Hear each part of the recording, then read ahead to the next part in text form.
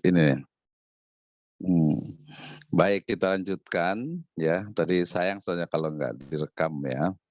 Baik, kita lanjutkan. Jadi kita sudah sampai kepada tadi tujuan dari syariah Islam yang menjadi juga dasar bagi sebuah riset atau bagi sebuah penelitian. Nah, oke, dari sini ya, ketika saya bicara tentang metode penelitian dalam Islam yang dikenal tadi ada Bayani, ada Burhani, ada Tajribi, ada Irfani, ternyata juga banyak tokoh yang kemudian mencoba mendetailkan. Misalnya ini ya Aminullah, beliau menyebutkan bahwa ketika berbicara tentang cara pandang terhadap realitas secara holistik ya, ini dipahami sebagai tidak adanya dikotomi gitu ya. Jadi dia tidak parsial sehingga nanti dalam pendekatannya bisa menggunakan deduktif dan juga induktif, kemudian objeknya itu juga bisa fisik dan juga metafisik, kemudian toolnya menggunakan indera, akal dan juga hati ya, serta ada unsur deterministiknya dan juga free will-nya. Jadi kebebasan untuk melakukan berbagai riset itu sendiri. Nah, dari sini sebenarnya kita bisa pahami menarik nih ketika memang perspektifnya Islam itu dia perbedaan utamanya itu memang ada di metafisik ya, deduktif-induktif itu sudah terbiasa, kemudian ada indera, akal dan juga hati. Ya ini juga menjadi kekhasan dari pola-pola pemikiran di Eastern ya, di Timur ya, di mana hati itu memiliki posisi yang cukup signifikan. Oke. Nah, ini saya ambil juga dari beberapa referensi juga terkait dengan paradigma religionis ya, versusnya tentu saja sekuler, di mana ketika bicara tentang sebuah penelitian selalunya diawali tadi dengan paradigma. Salah satu dari paradigma itu bisa disebut dengan values ke Prof. Ahimsa tadi itu, dan kita bisa nyebutnya juga dengan istilah hakikat diri. Jadi kalau dalam konteks misalnya sekuler, dia akan melihat bahwa hakikat diri ya dia adalah makhluk gitu ya, sementara makhluk dia manusia gitu ya, mungkin sebagai homo sapiens, homo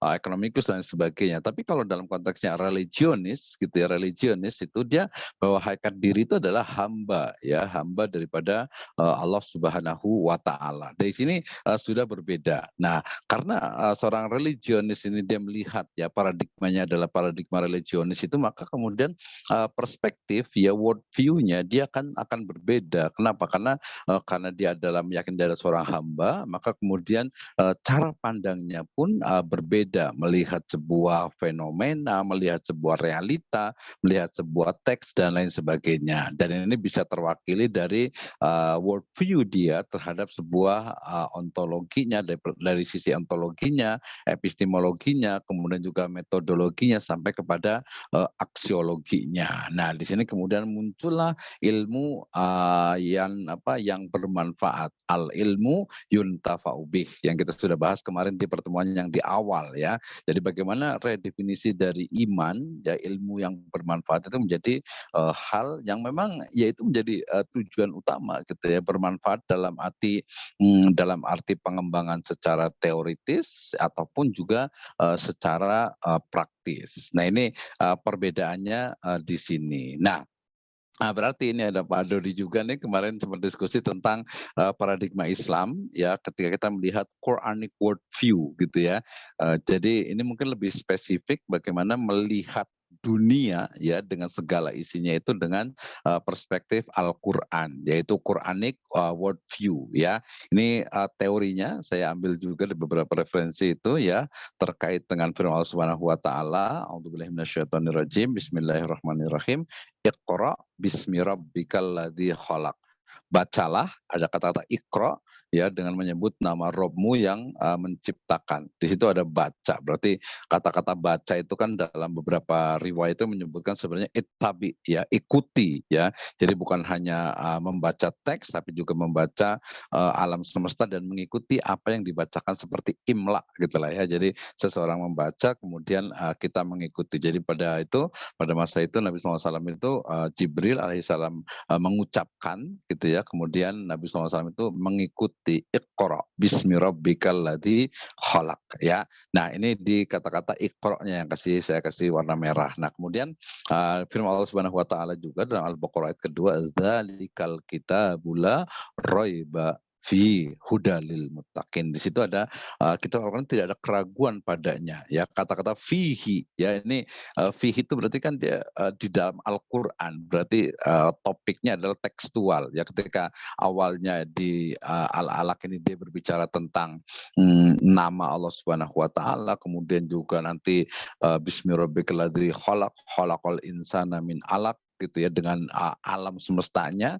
Kalau di Al-Baqarah dia ke teks langsung ataupun kepada objeknya itu adalah kajian wahyu. Nah, tentu saja nanti wahyu di situ juga akan dibuktikan ya dengan berbagai penemuan yang ada. Nah, sehingga kemudian konsep kebenaran ilmu dalam paradigma religionis ini terkait dengan tadi kata-kata iqra ya, kemudian ayat qauliyahnya, sorry sedikit, yaitu bismi rabbika.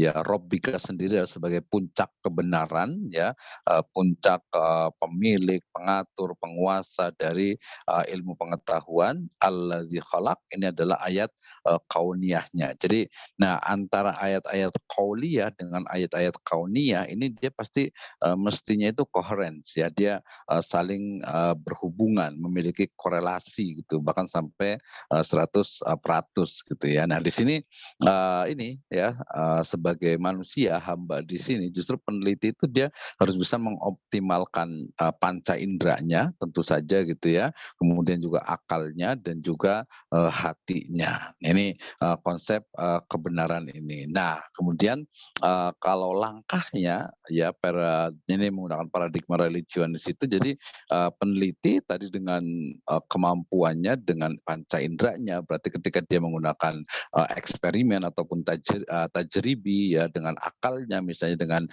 burhaninya ataupun juga bayani juga menggunakan rasio juga, dan juga dengan hatinya ini biasa lebih ke irfani, kemudian memiliki apa ini ya yang bedanya ini sangat-sangat religius ya, ketika sebuah riset tentu saja diawali dengan innamal a'malu bin niat ya, niat, zikir, doa, tafakur, kemudian tawakal, baru sampai kepada perumusan, perolehan, teknik analisis, cara menganalisis datanya sampai pada penarikan kesimpulan.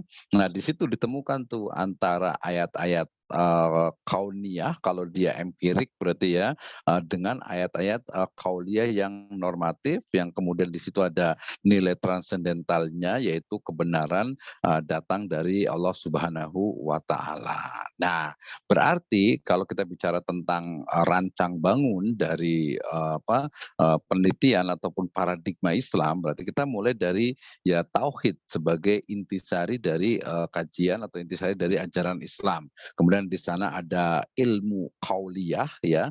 Ini beberapa scholar itu, Islamic scholar itu, Muslim scholar itu menyebutkan dengan ilmu kauliyah dan ilmu kauniyah. Nah, rancang bangunnya ini masih sangat sederhana sekali. Ini akan kita terus kembangkan. Pertama adalah tauhid sebagai basic, sebagai fundament, sebagai dasar dari sebuah ilmu pengetahuan. Kemudian di sana ada teks wahyu dan juga sunnah ya, dan hadis tentu saja, teks wahyu sebenarnya lebih tepatnya itu. Kemudian di sana ada teori dari para ilmuwan muslim.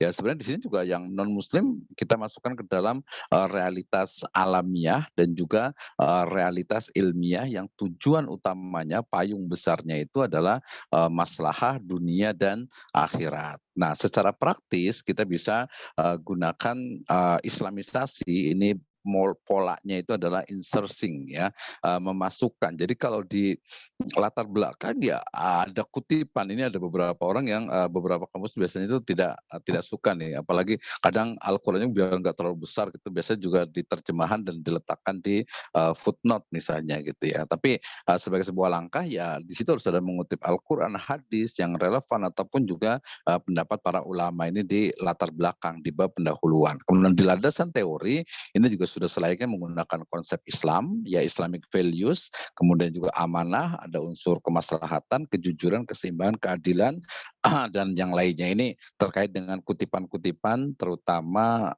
salah satu dari perkataan Imam Al-Qurtubi, beliau pernah mengatakan bahwa mimbarokatil ilmi itu fatul qaul ila qailiha. Salah satu dari keberkahan ilmu itu adalah menyandarkan, menisbatkan sebuah ide, gagasan kepada yang orang pertama kalinya. Nah ini sering sekali ini dalam ya sebenarnya masuk ke etika penelitian juga gitu, etika penulisan, etika penelitian, cuman ya mungkin kadang masih, tersilap gitu ya.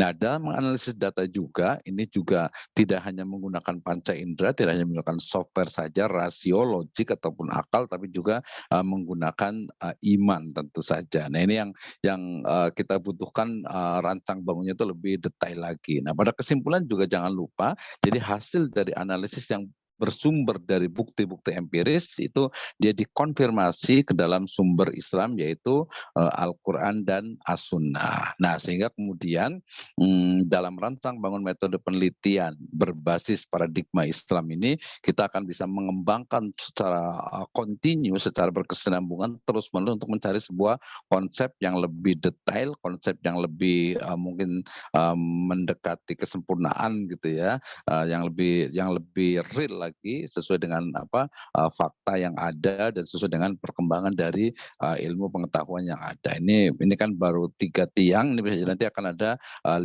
tiang yang menjadi penopang bagi, kemaslahatan di dunia dan juga di akhirat. Demikian, dari saya, wallahu a'lam bishawab. Kita lanjutkan ke pemateri berikutnya. Baik, terima kasih. Kita lanjut ke Pak ini. Udah jam 10 ya? Masya Allah. Baik, kita lanjutkan ke Pak Lukman ini kan tadarus jadi nanti kan kita rekam juga.